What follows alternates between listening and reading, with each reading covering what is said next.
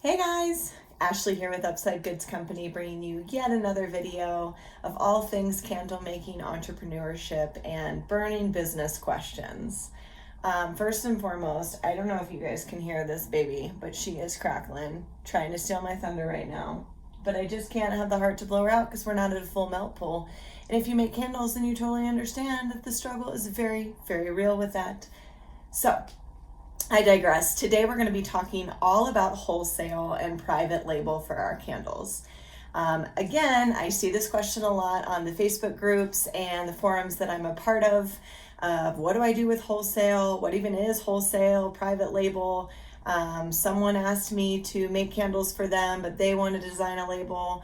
All the things. So we're going to go through a quick run through today of some suggestions that I learned a while back, and I actually got my second wholesale order just this week, and I just finished my first private label order this week. There really isn't a how-to on when you should get it or when you're ready or anything like that. I am very fortunate that these kind of came about with some friends and connections that I had, and so I'm very, very fortunate. Please don't feel stressed out if you don't have these yet. I'm still in the very beginning stages, and I just wanted to share it with you guys when I'm in the thick of it. Wholesale is basically me taking my finished product and someone purchasing that from me to sell within their shop or online store. And this is a really, really good way to get your name out there. Definitely one of the benefits of wholesale is, yes, you might not have as strong profit margins, but you're getting the reach, you're getting the audience awareness, you're reaching people that you otherwise probably might not have the opportunity to meet. If you're an online store and you're selling a wholesale to a brick and mortar store, that's a really nice way, especially for candles, for people to smell them, maybe fall a little bit more in love with your brand. You can do really nice setups depending on the partnership with that brick and mortar. Maybe you can have some displays telling them a little bit about where to find you, what your business is all about. It really, really, really is an amazing way to maximize your reach and your audience. Something that I wanted to say in regards to wholesale is that you want to find the right price that works for you. So without going too far into the pricing rabbit hole, first and foremost, the way that we find a cost of a candle, let's say that this was a finished product that I'm selling on my website. I need to first find my cost, which is the labor that goes into making the candle and the time, the energy, and then the materials. So everything that makes up the candle, the wax, the vessel, the wick, the stickers, the labels, all of it. So labor plus materials equals our cost. And that's a really, really, really important number to have, because that's going to be part of your pricing, kind of like your pricing journey from here on out. So once you have that cost of what it takes to make that candle, then usually what they say is times that by 2, and that's your wholesale price. So that is what I would sell if another company wanted to come in and buy my candles to sell to the public. So labor plus materials equals cost. Cost times 2 equals wholesale.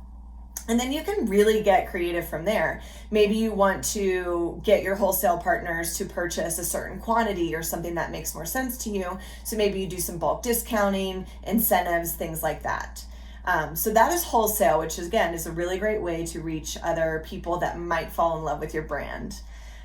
The second thing that I want to talk about today is private labeling, or some people call it white label, private label, whatever it might be. And that's usually when a company, business, or person comes to you and says, I love your candles and I would love you to make them for me, but I want to put a customized label on there, a customized brand, or change them in some way. So you're pretty much giving the finished product, but they're wanting to mask it so that it is more of a promotion towards their brand.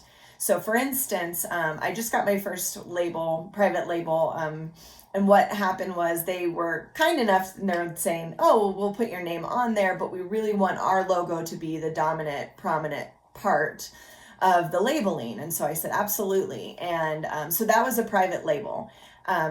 There isn't really a good equation out there to say like what is the adequate amount to charge for these. So what I would suggest is you just do what feels right. You know, maybe there's someone that's close to you and you're both building brands, and so you're starting up and maybe it wouldn't be as expensive. But what I would suggest is that whatever your wholesale cost is, if you're doing a private label and you're removing your brand from it, you should charge for that. So don't be scared to put a value to the value of your products, is the best way to say that.